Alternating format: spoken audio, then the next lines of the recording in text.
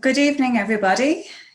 You're very welcome to this evening's webinar, Let's Talk Equine. I'm delighted to be joined by Tom March this evening from March Stud in the United Kingdom. And this is our first effort at a cross-channel webinar for this series, Tom. So I very much hope that the technology bears with us for the duration. As I say, this is the sixth in our series, and I must note that this webinar is being recorded and will be made available afterwards on www.teagasc.ie. A big warm welcome to our participants and viewers this evening, and just to remind you that if you haven't been here with us before, you may submit your questions using the Q&A button. Please, not the chat button at the bottom of your screens, and I will manage to come back out and look at those questions towards the end of the webinar and address them at that point. So thank you very much, Tom, for making time to be with us here this evening, and thank you for having me. A warm welcome to you. Of course, I suppose, you know, it is incumbent upon me to give you a little bit of an introduction, I guess. I gather you have a degree in land management. Am I correct in that? Correct, yes. Very good. And a lifelong involvement with horses, no doubt. And I suppose, you know, really since 2012, I suppose interactions with Piggy, really at that point you're working together, that really commenced at that stage, yes? Yeah. Piggy French, and now your wife, of course, Piggy March, and yeah. I think the rest of us find it a little bit difficult to make that. Yeah. But we're in the same boat, to be quite honest. It still seems that it sounds a little bit weird on the commentary hearing Piggy March rather than Piggy French. Yeah. But you both now have a son, Max, and that has brought a new life to you know, affairs with you on the family scene. But the stud end of things, March Stud, it's a partnership affair with yourself and Piggy, and from what I gather, your first foals were on the ground in 2017. So it's quite new and in the early stages of its development as a breeding program, yeah? Yep. Yeah. And I also gathered that you yourself competed in eventing up to advanced 3-star level. And from my understanding, that would put that at kind of CCI 4-star short format. Yeah. Is that correct? Yeah. So you've a good wealth of experience table in that regard as well. And I suppose, you know, it's very difficult to talk about one of you without talking about the other. And I feel kind of, you know, to give a little bit of reference also to Piggy, you know, she, of course, is absolutely no stranger to the big wins on Irish horses. And we're always shouting her on for that. And you know, individual silver medal in 2009 in Fontainebleau at the Europeans with Someday Soon, Team Gold, 2018 World Championships in Triumph, Macquarie Crest Echo, and of course, you know, to be in the position of remaining as badminton champions from last year's win on Veneer Chimera. I think that, you know, was the real gold in the sense of your experience and also for us here on this side of the channel. And of course the pair also had their second in Burley the year before and in 2017 and also last year as well. So, you know, I suppose, you know, to suggest that the two of you together pose a formidable team is, you know, I think we can say that. You know, from that point of view, you know, that's the welcome and that's the intro. And I suppose just maybe to get into the conversation, could you tell us a little bit in terms of the size of the farm and, you know, give a little bit of a sense to our viewers in terms of the size of your broodmare herd in terms of actual mares currently, maybe, Tom? So our breeding operation, I suppose, is very different to most. We have a sports stable in the UK at Madewell in Northamptonshire. Here we have 30 stables and roughly 25 horses that are all in full competition work at any one time. And then the breeding operation is very much based elsewhere because we don't have the time or facilities to have them based here with us. The majority are over in Germany at the moment. So I have 2 broodmares over there. I have 1 older broodmare based in the UK, but she is slightly a sideline, I suppose. And then we breed a lot with Embryo Transfer. So only 2 broodmares as such, but usually more foals. So it's kind of, I suppose, an unusual sort of a breeding operation in the sense of how some people would view their operation being. Yeah, very much so. I think in a way we're kind of a little bit the opposite to normal, because normally a breeder is someone who has the farm and has the mares and the foals at home, and then it becomes difficult to then bring the horses into competition. Yeah. And I suppose from that point of view, we're kind of on the opposite side of the fence, that it's hard work for us as foals and the breeding side, and then we haven't got that far yet, but hopefully when they start coming through in competition, it will be a little bit more straightforward for us. Yeah, absolutely. And I'm going to now just, whilst I'm pulling up the PowerPoint to start sharing the screen, I'm just going to ask you as well too, maybe whilst I'm doing that, to give us a little bit of an insight behind the curtains of, you know, were you always interested in breeding? Was this something that was kind of always in the grand plan for you, or did you kind of roll upon it? Or what way did that sort of transition happen for you? I think I've always been interested in the breeding side of things. There certainly wasn't any grand plan of always wanting to be a breeder. I think it kind of happened slightly by accident, in that, you know, when I got together with Piggy, I might have been a okay rider, but I'm certainly nowhere near as good as she is, not by a long stretch. So it just made much more sense for her to be doing the riding and me to be supporting her in that. And then I suppose the breeding was just a sideline that I could combine with the competition, and sort of, I suppose it's kind of, it was then my thing, I suppose, that I could then spend time on when I had it. And it was just an interest and something that gave us a different sideline, I suppose. Because obviously, you know, I suppose for those who may not know, you know, the other big part of your day to day is the sourcing, the trading, the whole side of the eventing side of the operation as well is a big part of your day to day. Yeah. So right as we stand right now, the eventing side is much bigger than either the breeding or the jumping. And I suppose my plan would be that in time, those sort of roles slightly change over as sort of the breeding horses start coming through and we start sort of riding them into competition. Absolutely. And I'm just trying to move. I don't know if everybody else can see me moving us around the screen there, try and make room to see the presentation itself. But we'll start to talk a little bit now about the brood mares that you have and how you got into them and so forth. And this lady here, Vivodka, and that is, I think, the correct pronunciation. Vivodka? I think so, yeah. Yeah. Sounds good to me anyway. In the German. I'm not a German, but it's fine. Okay. Just in case people think I've lost the plot here. And just to say, you know, this mare, I mean, you know, her mother, Vodka too, the importance of her as a broodmare to the Holstein stud book in no way can be understated, I think. You know, she from my understanding of reading around her, she's the highest rated mare in terms of star rating within the Holstein stud book. And up until this time, only 5 mares have actually earned more than 40 stars, which she has. Produced 17 foals, 8 of which have competed at advanced level. Licensed sons, you know, she had Chica's Way by Caratino. Caracina won the German jumping derby under Thomas Streit. Like, this mare is, you know, that brood mare in this line, this is gold in terms of Holstein breeding. Am I right? Yeah, that's basically it. So yeah, her mother, so Weewalker's mother, is the most successful Holstein broodmare of all time. So I think her progeny speak for themselves, both in terms of breeding licensed stallions and also the mares that have gone on to produce themselves, and obviously from a sport point of view, you know, multiple sort of 160, 150 horses, and also horses that have won at that level as well, you know, not just horses that have jumped it.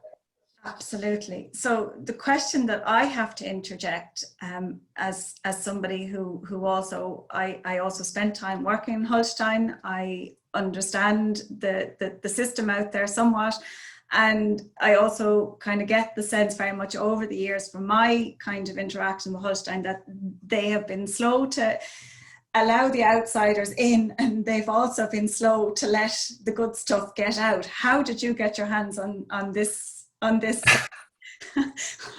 on this dam line?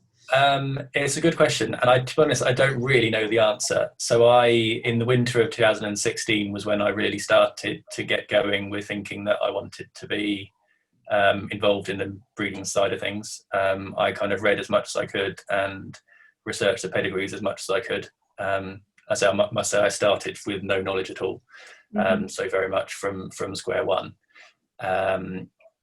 I was then, I suppose I sort of started looking in Holstein for reasons I don't know why, I just did. And I was looking through the pedigrees, trying to find out the mothers of the stallions, which mares had produced the best. And anyway, I came across this mare, Vodka 2. Obviously her offspring and what she's produced is phenomenal. So we went over to the Holstein Stallion Show in February, first weekend in February in 2017. We went to the breeders' farm, met them, spoke to them, saw her daughter by my Lord Carthago's girl, who we haven't spoken about yet, but say she was for sale. And we asked would they sell the grey mare here and this. Yeah, the grey mare here, yeah. And we asked whether they would sell the mother as well. And they sort of had a family meeting about it, spoke about it, and whether they saw, whether they liked me or did, I have no idea. But anyway, they agreed to sell her and let her go. And I must say, she has some stipulations to what I can do with her progeny. So they were kind of careful with what they gave me. But I would be always sort of very grateful they gave me the opportunity to have her, really. And it was obviously a fantastic place to start my breeding operation. Absolutely. I don't think this is an everyday opportunity that arises in that sense. Yeah. So these are the two mares here, and when you saw them in terms of type, in terms of physical qualities and attributes, aside from all of what you knew otherwise about the line and the heritage that you had there, what appealed to you, or what stood out to you at that stage? So I obviously went to see them in the first place because I liked them on paper. But that's obviously not enough in itself. You have to like the mare as well. And both mares, I think we saw both mares in the indoor school, just loose, not jumping or anything, but just their movement, their balance, their way of going, their temperament, a little bit of their character, that sort of thing. I liked both horses. I think probably as the photos there show, the bay mare has probably a fraction more quality than her daughter has. The daughter is probably a scopier type, a bit more length, a bit more range to her. But so for me, two very correct mares, two mares that are a good type, and obviously come from an outstanding pedigree. So absolutely, they kind of fulfilled all the requirements, really. There's no questioning that. No, I think I'm going to have to shift us again. So then you had your first progeny in 2017 out of the mare that got the clear march as a name, and we were discussing beforehand, and I was under the illusions perhaps that there had been an orchestrated breeding effort here to go to line breeding, and the stallion used Clearway is a half sibling of this the mare covered. Yeah, so in other words, Vodka 2 is the dam of both the stallion and the mare. Yeah. Okay? Tell us more, Tom. So in a condensed format, maybe. Yeah. So this is certainly not my planning, and actually nobody's planning in the end. So they meant to breed the mare we cut with Caratino, because the line has crossed very well with Caratino in the past. They inseminated the mare and were recording the straw, batch number, colour, year of freezing, etc. for their records, and noticed that the straw was Clearway rather than Caratino. They then immediately went and inseminated the mare again with Caratino, but obviously it was the Clearway which took. So it was an old-fashioned cock-up, I'm afraid. No more, no less. Yes. But look, I mean, I think it's still, relevant to note that Clearway still in 2019 was number 37 in the WBFSH rankings. It's still not, look, it wasn't an absolute disaster in that sense. Not at all. And we're just going to run a video here, and you might talk to us a little bit about this gelding and what you like about him, etc. So this is Clear March, 3-year-old now. So this video would have been taken probably 3 or 4 months ago now, I suppose. So we just brought them in from the field, him and his niece, I think, in lockdown. They've been broken in at the back end of last year as a 2-year-old, and then we sort of just went the next bit with them. So they're now hacking around the farm, and sort of they've been in school a couple of times and that sort of thing. This is a very big, raw, this is actually me riding him, and I'm 6'2", to give you some idea of the size of him. He was measuring 1.70 m as a 2-year-old last year.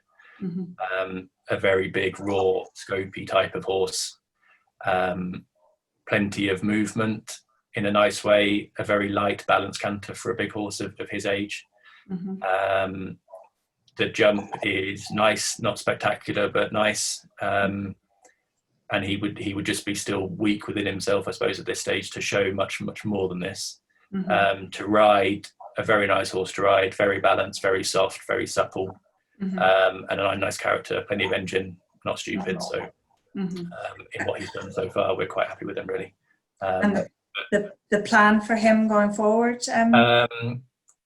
I would like to say that we'll keep producing him in age class and all the rest of it, but I have a feeling he will take a long time to come to hand. So we will just give him the time that he needs, because we like him, and see where we end up, really. Okay. And then we move on to 2019. You had your next offspring, so you crossed with Diamant Semele on this occasion. We can run a short little video clip of Diamant here, and maybe you can talk to us about your reasons for going that direction, because you made this decision. Yeah, this was my decision, partly anyway. So I was interested in a stallion called Urano de Cartigny at the time, who's a Diamant from the full sister of Flipperdell. And I'd actually just bought an embryo by him at this stage. So in the end, I decided to play a bit safer and go back a step and go to Diamant himself. The mare has enough quality and enough blood herself to carry Diamant off, I think. And I think the foal was pretty much what you would have expected from the cross, I think. A nice type, big, strong enough, powerful horse, powerful movement, and we are pretty happy with him.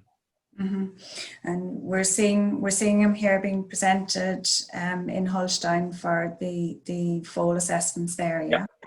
Yeah. So this is the foal registration tour, which they run as sort of registration and competition at the same time. And for reasons unknown, they only show them in trot for a jumping horse. It seems crazy, but that's how they do it, and that's how it's always been happened. Yes. But I think you still get a good idea of what the foal is, which I think he's a strong, powerful horse, and say he would look very much the same now as he does then. And so we'll sort of keep going with him and just produce him away, really. And can you recall how like they marked them on their type and on their movement? How did he fare in terms of the assessment there? Can you recall? They get 2 marks, one for type out of 10 and one for trot out of 10. And what he got, I have absolutely no idea, I'm afraid. Okay, no problem. It's not an examination. Don't worry. I wasn't actually there this day, this video is filmed by somebody else, because I think we were busy competing and that sort of thing. And so you still have this guy, do you? Yeah, we still have him. Yeah. Mm-hmm. Okay. And how does he, you know, how does he develop relative to where he is here in this? He's a big yearling. For one of sounding like an idiot, he looks like a yearling version of himself as a foal. You know, I don't think there's any surprises on how he's grown and how he's developed. Mm-hmm. He's still an entire at the moment. We will probably do a little bit with him loose this winter, and then make a decision really on whether we keep going that way or geld him really. So. Yeah. So you then there's another that you had in 2019. You had a colourful March, a Casal colt, which we don't see, but this one here, the 2020, is a full brother of that. Yeah. So I'll just spin the video of Casal here. Hopefully that this runs, and you might talk to us a little bit about your decision here. Yeah. So the cross with Casal. I have an enormous amount of respect for Casal as a stallion. He's not really my horse or my stallion. I used him because of the history of the line with Caratino, mainly. So the 2019 Colourful March, his recipient mare died giving birth to him, so he was orphaned as a foal, and raised, hand-reared, in a special place in Germany. Which is why we don't have video or that sort of thing of him, because he's just been slightly separate to the rest. And then we repeated the cross because I was interested really. Interested to see how it goes really. We were fairly happy with the yearling. He would be a little bit the weak points of Casal. The neck could be better.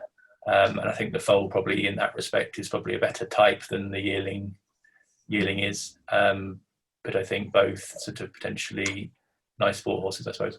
We'll just run the video here. With German commentary as well. German commentary with the boot, yeah. So just talk to us a little bit about this guy now. So this is the first day that I'd actually seen him. And for me on this day, a little bit hard to assess. They'd had an awful lot of rain in the morning and the arena was very wet. And he kind of never really got over the fact that he was in the mud. So I think always the whole way just a little bit tight in himself. But in the day, he's a nice type. He's plenty of movement.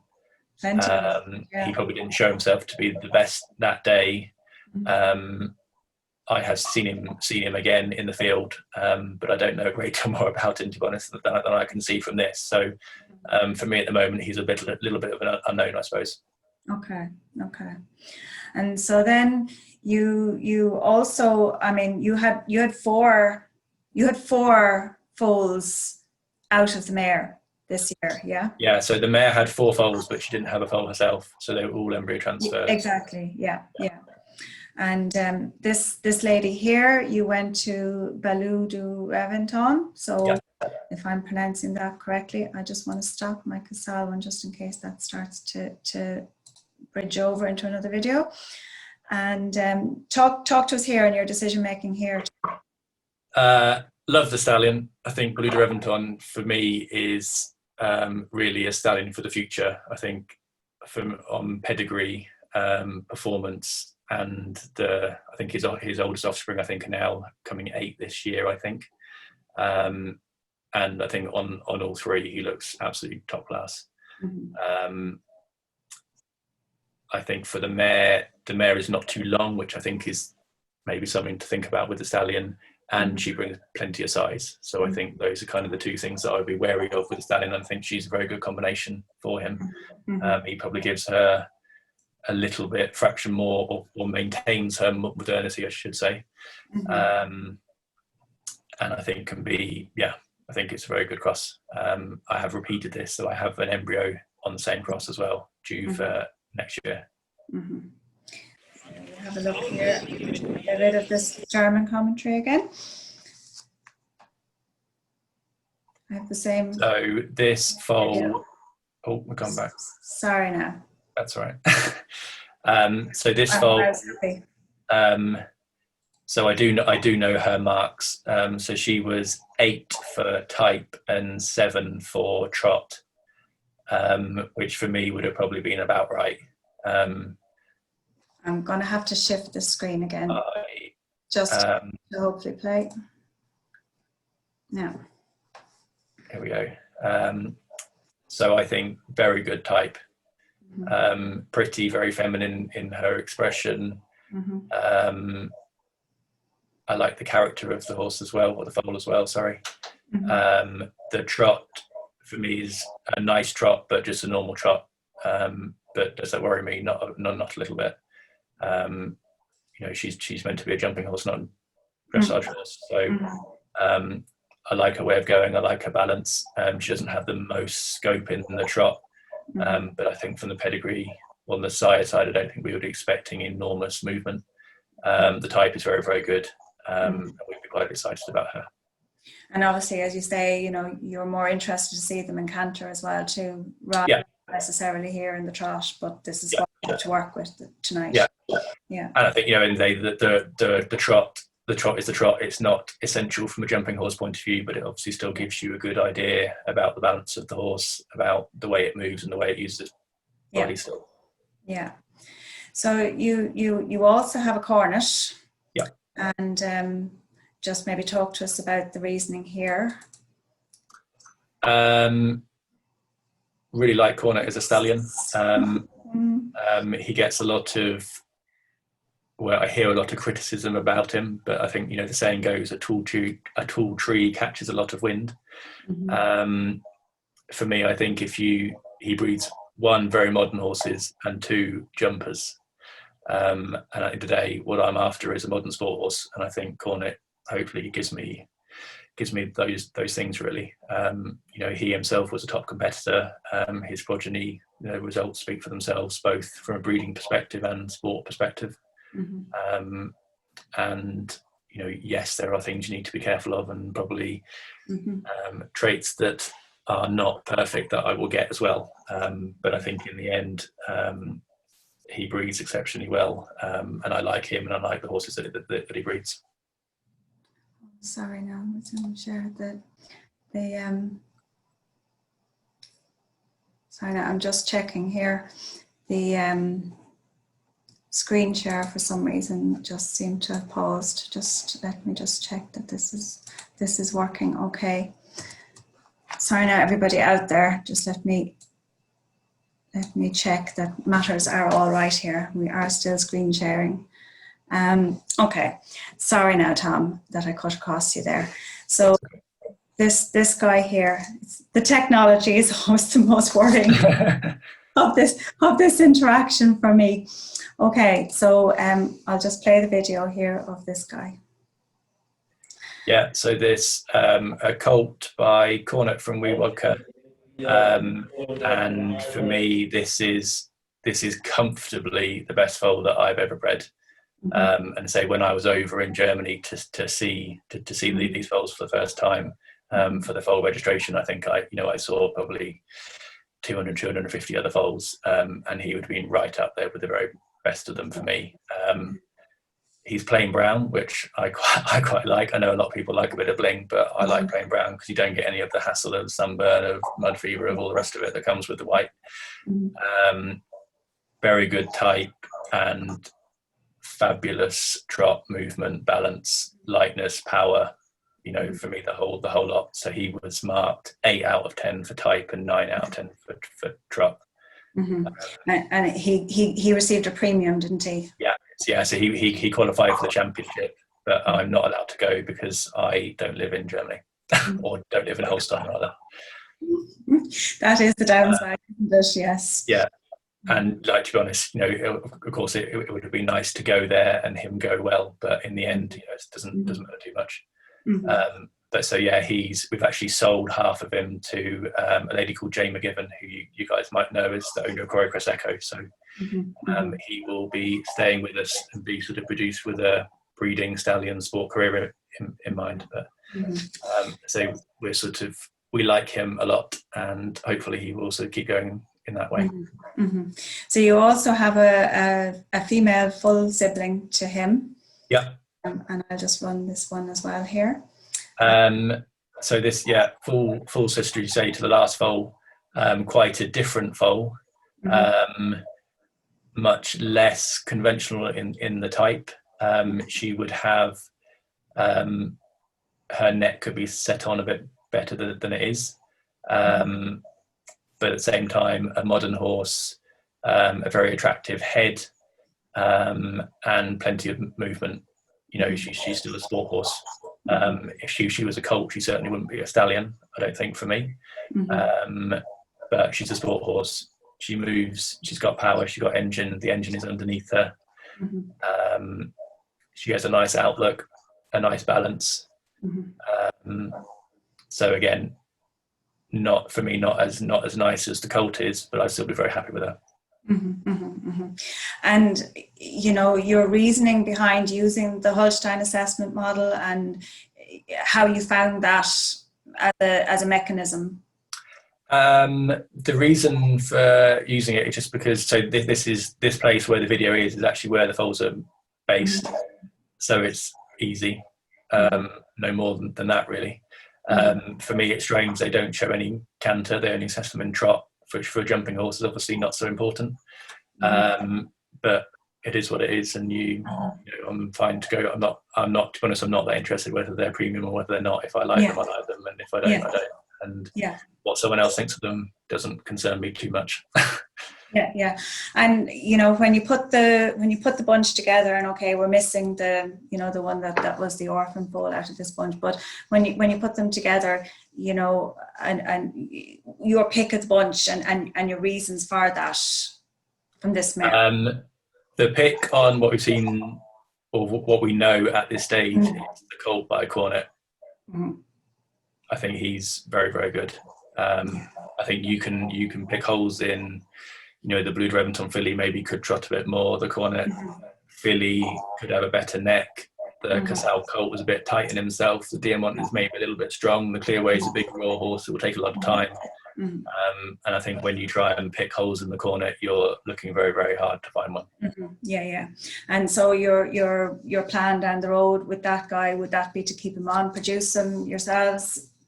Yeah, so the plan with him will be to keep him. He'll stay as a colt for now, and he'll be produced to hopefully go to the Holstein Stallion licensing in a couple of years' time.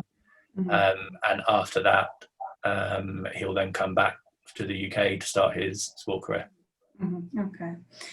And so you have made your decisions, obviously, and you've covered for next year, and you've used Ballard Reventon again, and you've used Emerald and Comme il faut. Yeah. So instead of going to Diamant, you went to a Son, and instead of going to Cornet, you went to a Son. Yeah, I would have liked to have gone back to Cornet again, to be honest, but the semen is obviously not so easy. And so we sort of made a decision really just to use others this time round, and we'll certainly probably try him again next year. Emerald, I think, is an interesting cross for her. I wouldn't be expecting as nice a foal as I get from the Cornet, for instance. But I think a good physical match. I think she brings plenty of height, plenty of leg to the equation, which I think is good for him, and a lot of engine from behind. We have actually loose jumped her once, and she was very, very good, electric reactions. But if you were being critical, a little bit tight behind, and I think Emerald brings a very open back end. So I think that from that point of view would be interesting. Comme il faut, I say I'd have liked to go back to Cornet himself, but we wanted to use fresh semen for the mare, and Comme il faut was available fresh. I think again a good cross for the mare. She brings plenty of size, and again, you know, he's a stallion I like. You know, himself is a top performer. He's by a top performer out of a top performer, and he breeds top performers. So I think if you're after a modern sport horse, he is a good place to go. And we wish you well with those crosses. The daughter then of the previous mare that we've discussed, this is Carthago's Girl, so it's the same dam line. And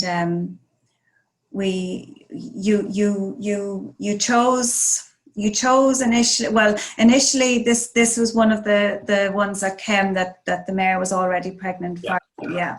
So at that point, the breeder at that stage had chosen to use a stallion that was only 5 at the time when the breeding decision was made. Yeah. Yeah. So Quibri, whether people are familiar or not, but we'll play a video here just so that people can see him. Yeah. So yeah, Quibri is a son of Quintero, then Caratino. So obviously the blood connection with the Wodka line that's worked very well in the past with Caratino. And he comes from the Holstein line 8769, so the line of Come On, Noble SM, and others. So a very good family. And I haven't seen masses of him. I've seen him a few times. I think he was the winner of the young horse class at the Hamburg Global Champions Tour last year. I think he bred quite a lot in Holstein a couple of years ago, and I think not so much recently. He's now with Rolf Bengtsson, I think, being produced for the Top Sport. So I'm afraid he's not going to play for us now tonight. We will see what happens with him anyway in the future. Mm-hmm. People can look him up afterwards and view him themselves. That video is just not going to go for us. So this is the result of that cross. Yeah. And I just have a still. You might just comment in terms of type on this guy here. For me, nice type. She has a handsome face rather than a pretty one. Mm-hmm. But then that's a little bit the mother and I think the father as well. Mm-hmm. A modern horse, plenty of size, plenty of scope. I think correct, maybe a fraction back of her knee if you. Mm-hmm. Maybe, but I think it's very marginal. Mm-hmm. She certainly has plenty of power in her movement. Massive movement, yeah, massive trot, massive trot, massive canter. Mm-hmm. I'd say this is we jumped her over a tiny fence as I think the end of her yearling year. I think this is her as a 3-year-old. So this will be her next time jumping. So essentially her first time over a pole, really. Mm-hmm. And we obviously like what we saw. Mm-hmm. She wasn't the easiest to break in. She's quite flighty. Mm-hmm. But I think that's a little bit the character of the mother. Mm-hmm. A nice horse to work with though once we got going with her. She's actually very straightforward in the end. Not as loose to ride as the Clearway gelding that we saw earlier. Mm-hmm. He probably shows more now than he does. But then I think, she's just a little bit more of a readier type. She's not so big.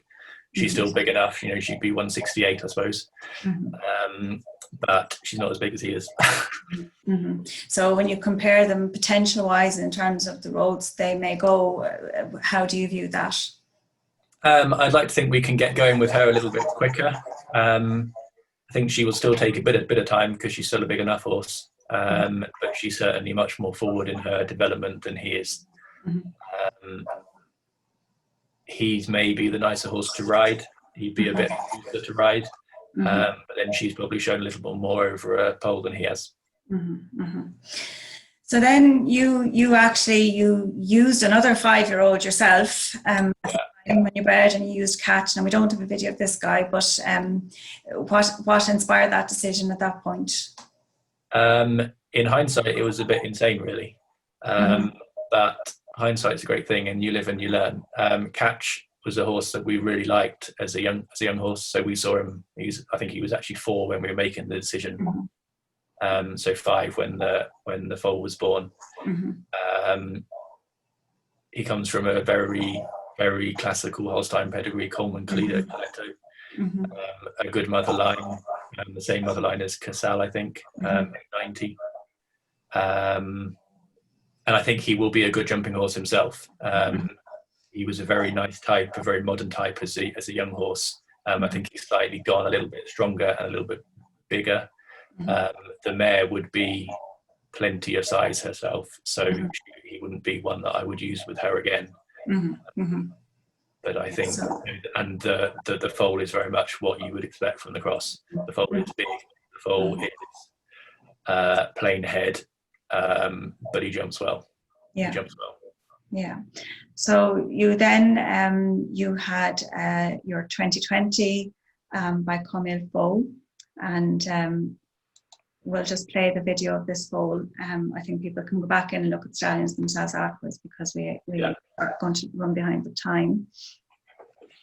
So yeah, Camille Faux and Catch, obviously two very, very different stallions, and I think Camille Faux is much more the right stallion for the mare. So she's back in foal with Camille Faux this year.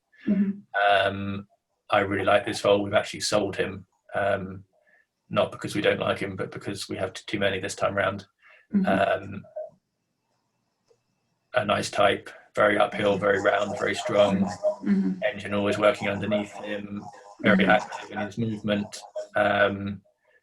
Could have a bit more scope to his trot, I suppose, if you're being critical. But then, say we see on this video here, this is the auction video.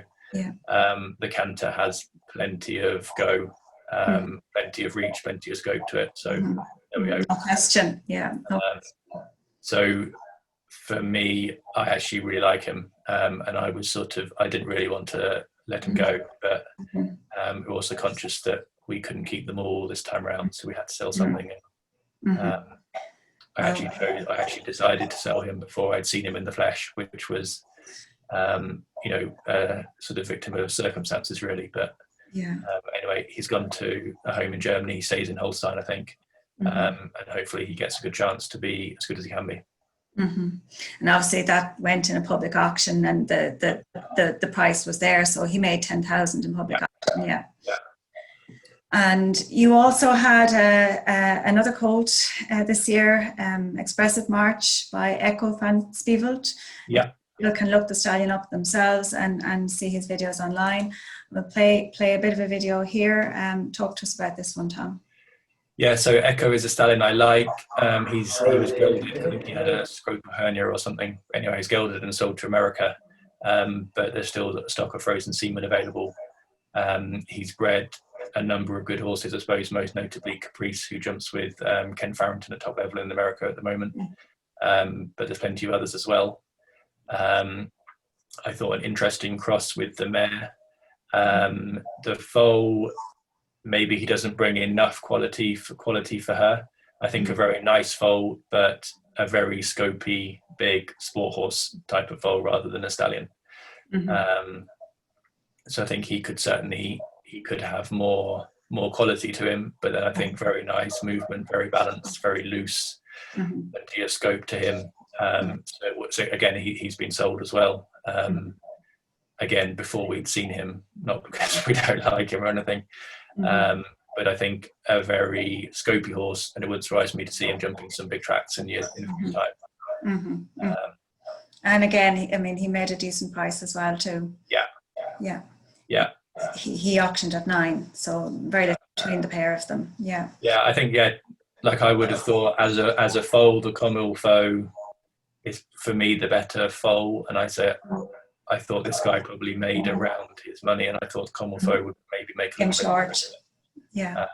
But it's auction, isn't it? And you only get what someone wants to pay.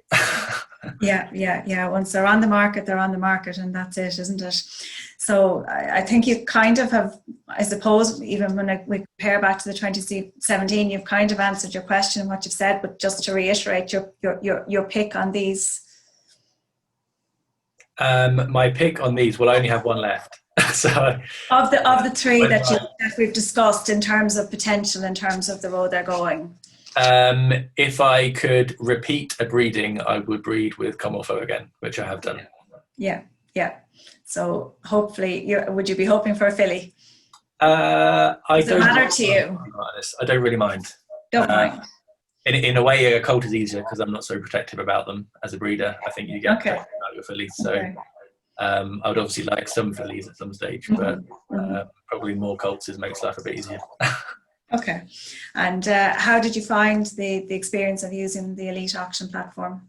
Yeah, good. As far as I was concerned, I say I don't have much to do with it because I just give my instructions and then it's up to somebody else to sort out all the rest that goes with it. So from my point of view, very straightforward. Yeah. So you might talk to us about this lady then, Tom. So Kilan de Rouet, she is a mare that I bought in, I think, 2017 as well. She had a filly inside her by Van Gogh, who was then sold back to the person I bought the mare from. She's now sold to a guy in Holland. She was sold with pregnant by Teagasc, and I have an embryo transfer by Teagasc from her this year. She's by Balabé Dollar de Muret Quaster Rantzau, and the Rantzau mare is Pearl de Norval, who's also the third dam or fourth dam of Balabé as well himself. And again, a very good mother line, very performance orientated, both Catabay here and Calabay, who we can see both Jump Nation Cup level for France. And I think, you know, well, the line is proven, isn't it? It produces very well. So we like the mare, and I suppose I just made a decision this year that we were getting too many foals. I had to sell something. We vodka have been unbelievably productive. I think we've had something like 11 inseminations since I've owned her, and she's produced 11 embryos. So we're kind of 100% record, which is fairly unbelievable. So I kind of didn't need all the mares, and I decided that I would sort of, I suppose, put my focus on her line rather than this one. Yeah.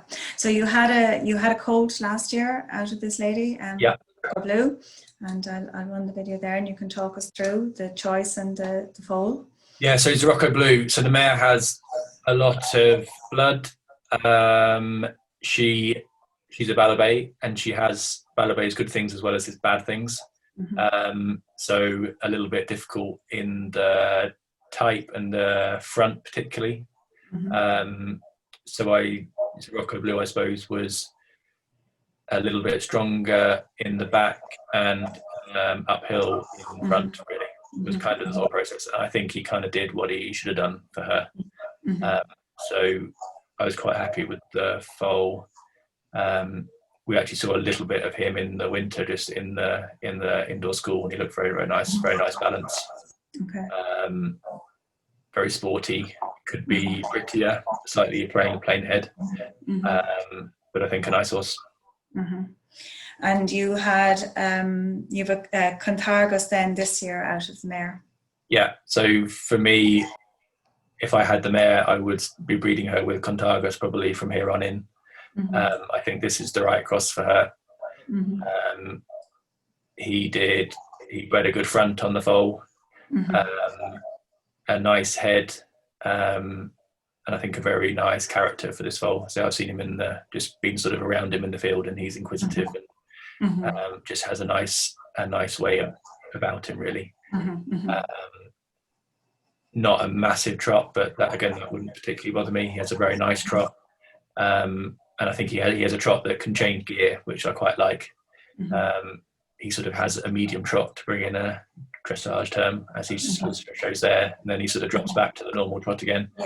But I like the foal, a nice type, and I sort of, particularly for me, that stands out for him is his character, just being around him in the field. I like the way he engages with the world. And he's certainly a blood model, you know. Yeah, definitely. So of the two, then your pick, you've said it. Your Teagasc is the pick of the two. Yeah, I actually like both. The Zrocco is a nice horse, but the Teagasc, I suppose, would have a little bit more quality to him. He'd be slightly more attractive in the head, probably a better type. Doesn't mean he's the best sport horse in the end. No. Yeah. And sorry not to push on, but this lady here, talk to us about this mare, Tom. So Cresta Kreischer, unfortunately I'm not the owner, but I would like to be. So I bought a frozen embryo out of her by Comilfo. And the video of her performing came up on, I think, Zangerstein YouTube channel, which was where the embryo came from. And I said to Piggy, I might have to buy this mare. She'd be a fantastic cross with Comilfo. And anyway, in the end, it wasn't the mare herself that was for sale. It was an embryo by Comilfo. So kind of, as fate took, they'd done the same thing as what I would have done. Again, fantastic mother line. So she's a daughter from Jumpy de Croixca, who jumped Grand Prix level, I think won about 100,000 and was the 7-year-old champion of France.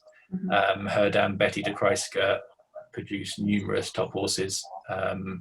It's a line, every mare you see in here has produced top horses. So yeah, there's a spattering of them all the way through. Yeah. So yeah, and the mare herself has also produced good horses. Okay, maybe not a top one yet, but certainly very good ones. And I actually tried to buy in an auction the mare Calas de Croixca, the top one there by Shalano. And that must have been, I don't know, 3 or 4 years ago now or something, but she made plenty of money. So this is the offspring that you have? Yeah, so this is well, you can see from the still there, very pretty head, a nice neck, very, very modern, nearly over modern maybe. The video is fairly boring, to be honest. It's just him sort of jogging around in indoor school, but very nice type, very modern, nice outlook.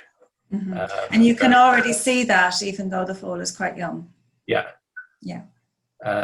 We'd be, well, to be honest, we don't know a whole pile about him, but on what I've seen so far, I would be happy enough. The foal is probably quite different to what I was expecting. He's much more comme il faut than he is his mother, I think. Because his mother is a very big, scopy mare. So he's much more, I think, his father. But yeah, happy so far with him. You haven't been, I suppose, you haven't been shy to dabble in the world of embryos and that side of things, and the risk-taking element of your character. Yeah. Talk us forward here. Shakira de Croixca. So I have actually bought 2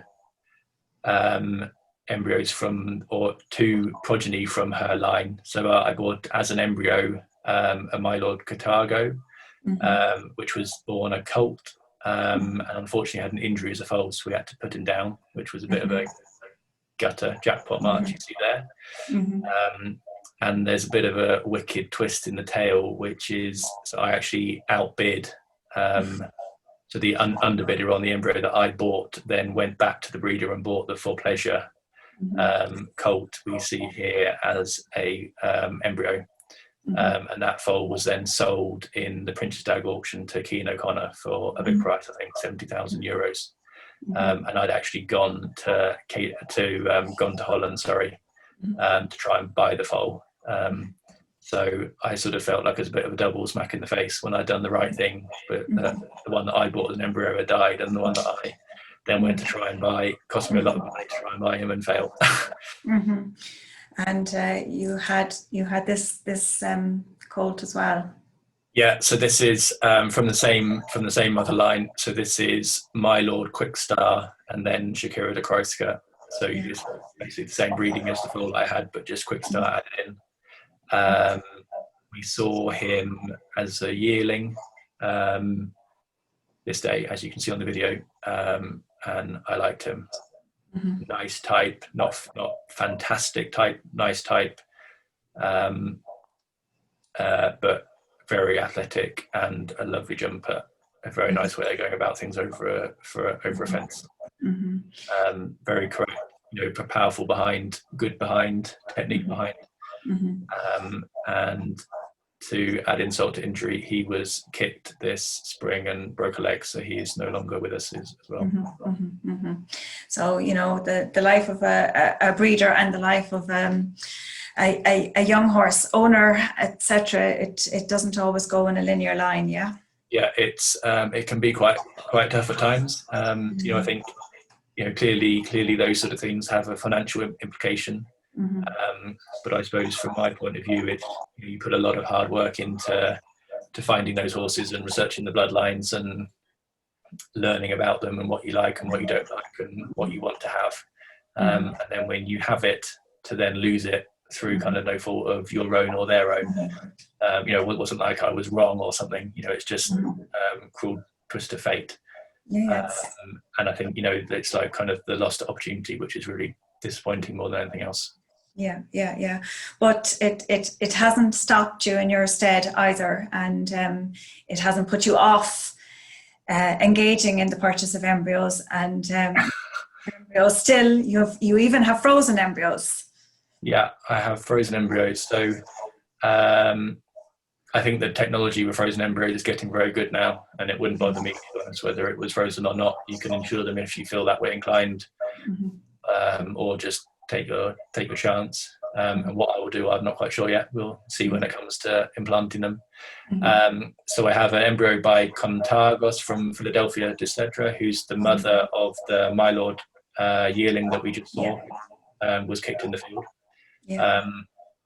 That was to say that the breeder was obviously disappointed at the kind of my misfortune, I suppose. So he was very kind and offered me a good deal on this embryo, but nothing else. So I'm very grateful to him for that opportunity, and hopefully I have tried a few times with that line and failed fairly miserably. So hopefully this might be the one that works out well in the end.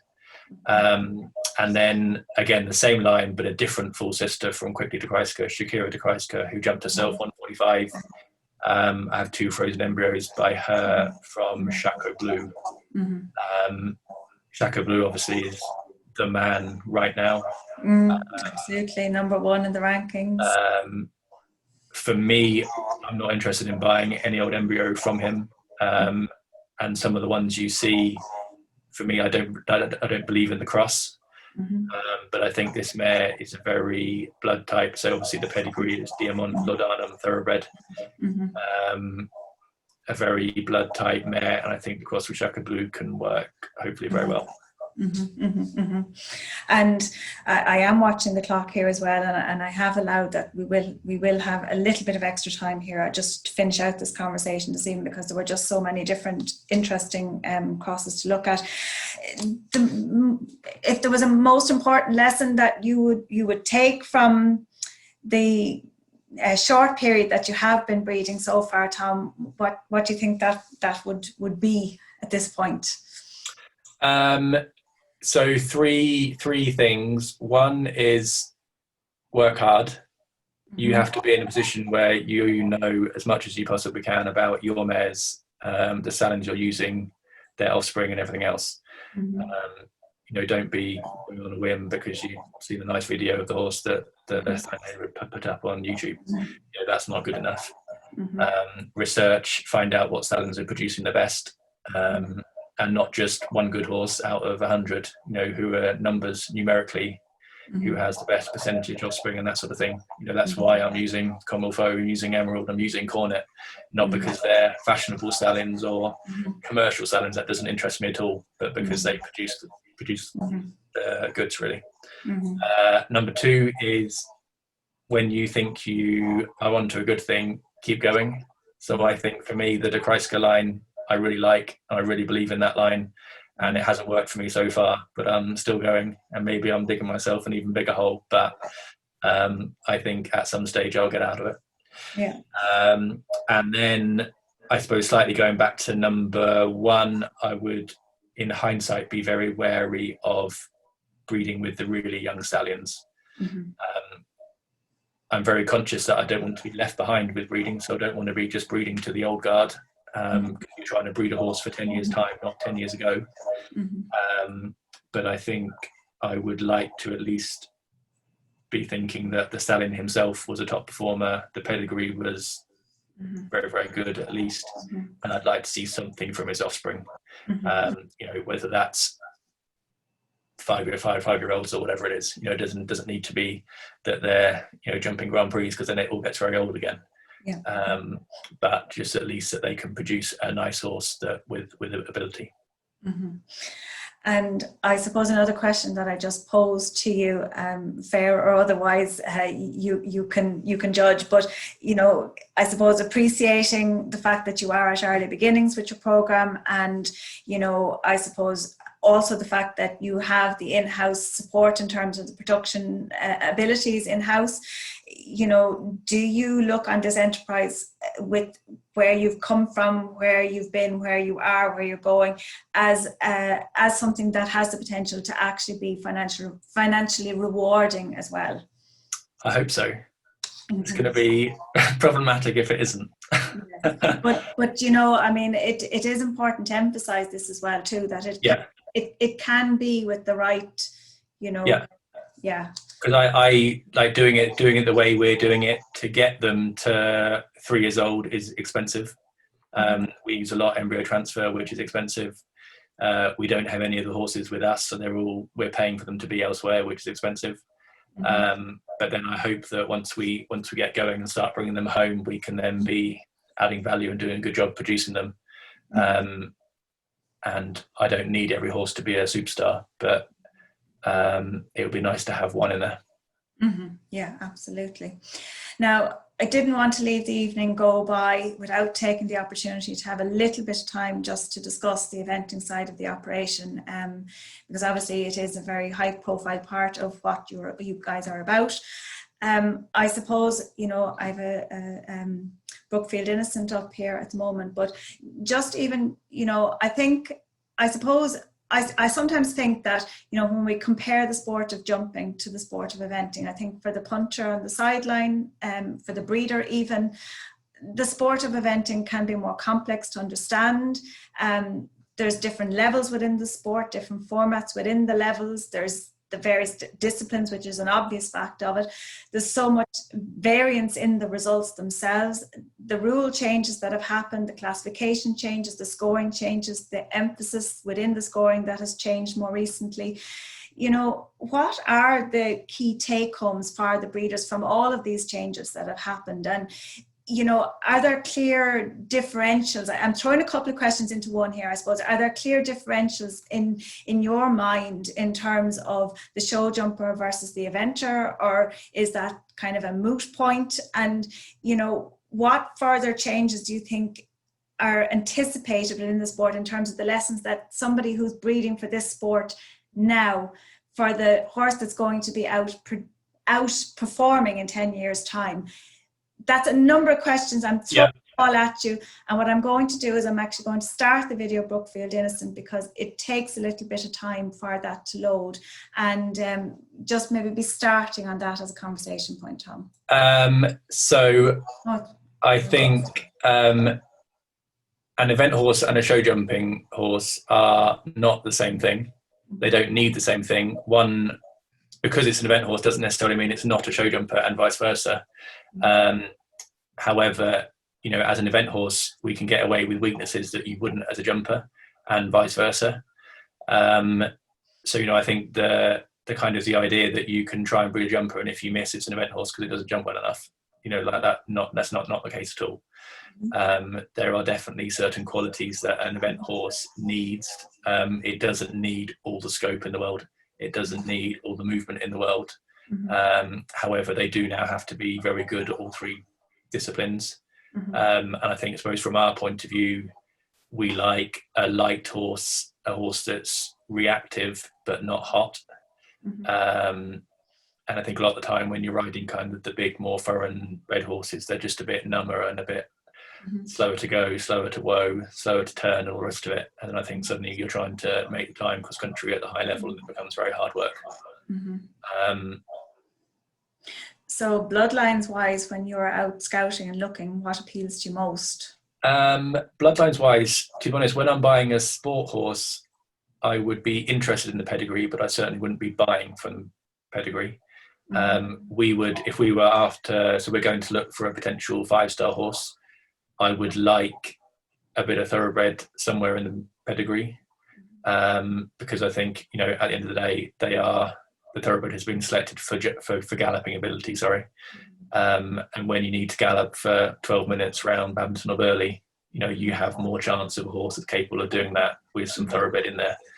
However, that you know, the thoroughbred obviously comes with the downsides as well. So I suppose I think that's actually a very good quote from Andrew Nicholson, which was basically that he looked for a horse with as much thoroughbred blood as possible that also jumped and moved or something. But, that kind of idea. Yeah.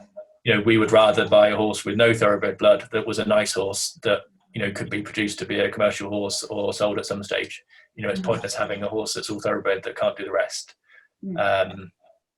Because that's the thing, there are probably more, trade horses as such, if we want to call it that, as against, Yeah, we would much rather, I would rather take a chance on does the horse have enough blood and think that you might run out of gallop at 4-star level or 5-star level than be trying to buy the horse and, taking a punt on does it jump well enough. Because at the end, does it jump well enough catches you out much before the lack of blood does. Or lack of gallop, I suppose.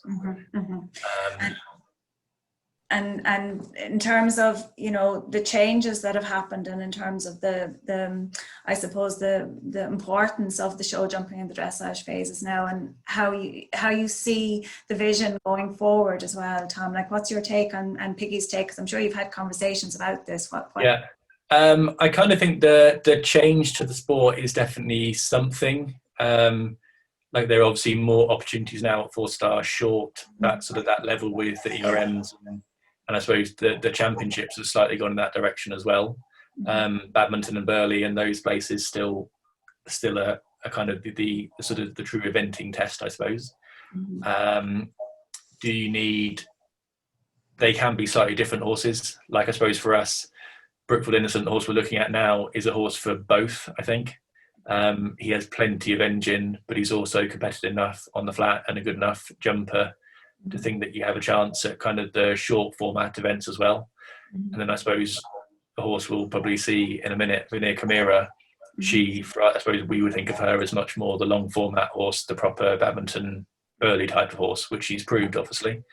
But then she would be a little bit harder work to get the dressage up to speed. She'd be harder work in the jumping and that sort of thing. But then the flip side of that is she gallops all day long, and she is gutsy and brave. And when it comes to the kind of the ultimate test, she keeps fighting for you, which is what you need in the end. Yeah, so I might just play. It also is important to emphasise, both she is not a dressage horse by any stretch of imagination. However, she can still get a 25 at Badminton or Burghley.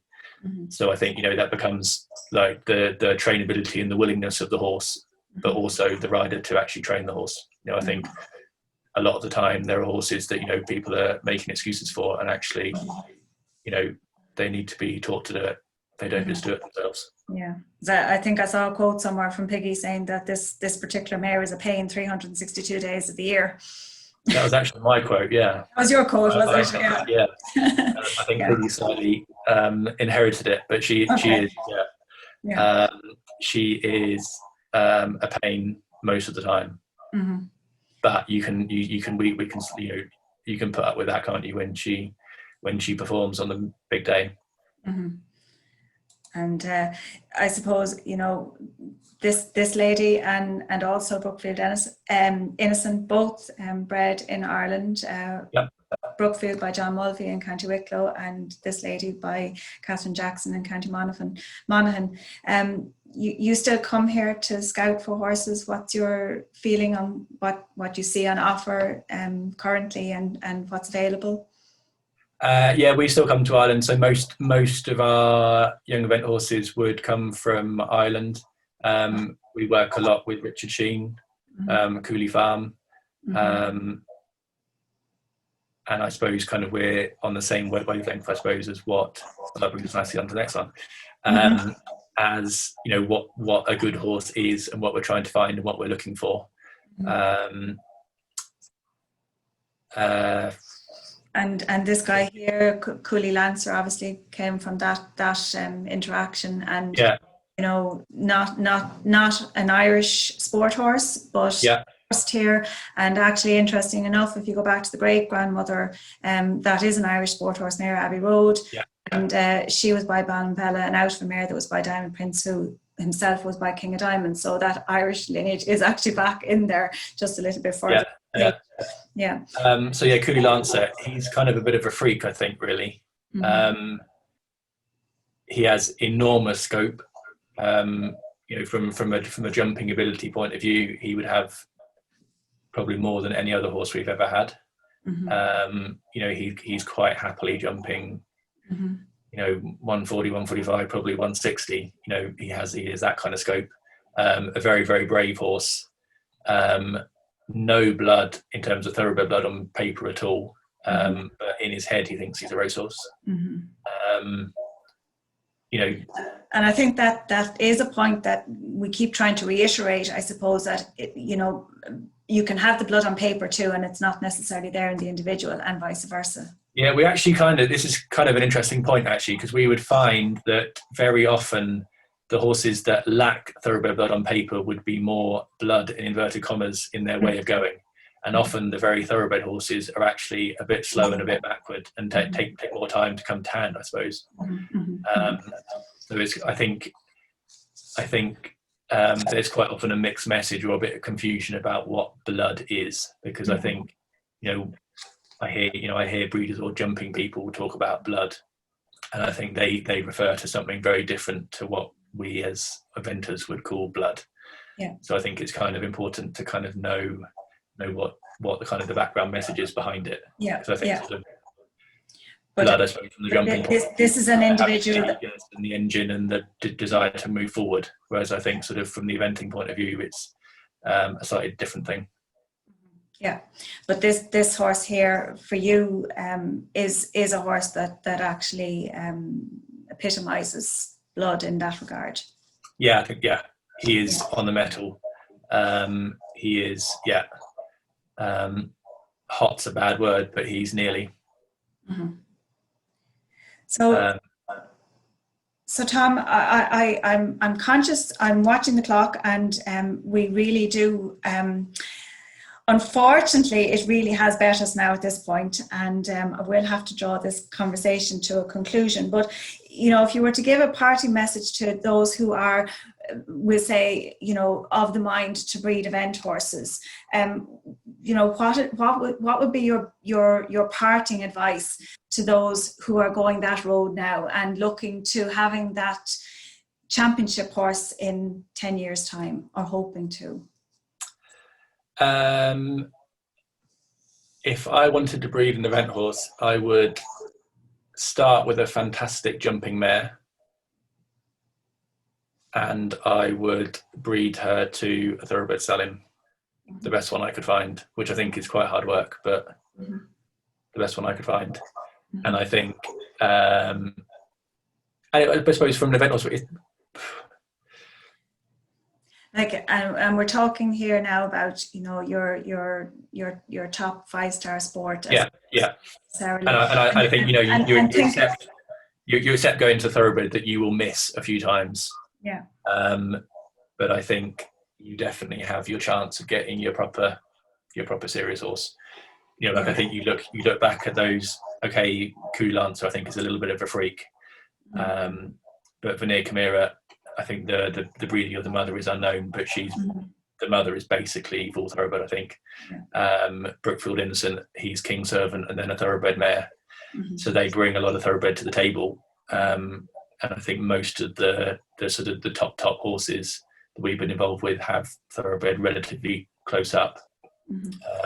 But I think it's just important that you don't get too obsessed about that at the expense of everything else. You know, it has to come with something. You can't just have thoroughbred blood. You know, we'd rather have everything else and not the thoroughbred blood, and you still have a nice horse, whether it goes around Bampton or Burley or not. If you have thoroughbred blood and nothing else, you have nothing. You have a racehorse that's probably not fast enough. And you know, the commerciality of affairs has to be taken into account as well. So look, it has been most interesting talking to you. The time beats us time and time again. It beats us.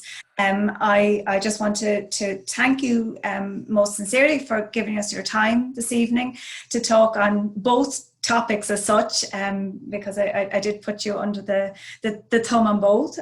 Our next webinar for everybody else out there listening is on October 6th, and I will be joined by Dr. John Haughey, also well-known repro vet, and also Carrickview stud is his other side of his life, where he also has a herd of 12 mares. So we'll be talking with John on the next run out. And a huge thank you to yourself, Tom, and continued good luck with the breeding program, and continued good luck also to Piggy and everything in that regard. And maybe we'll get a chance to talk with you again in the future at some point. Thank you for having me. It's been a pleasure. Okay, thank you very, very much. And thank you to all of our viewers this evening. Bye now.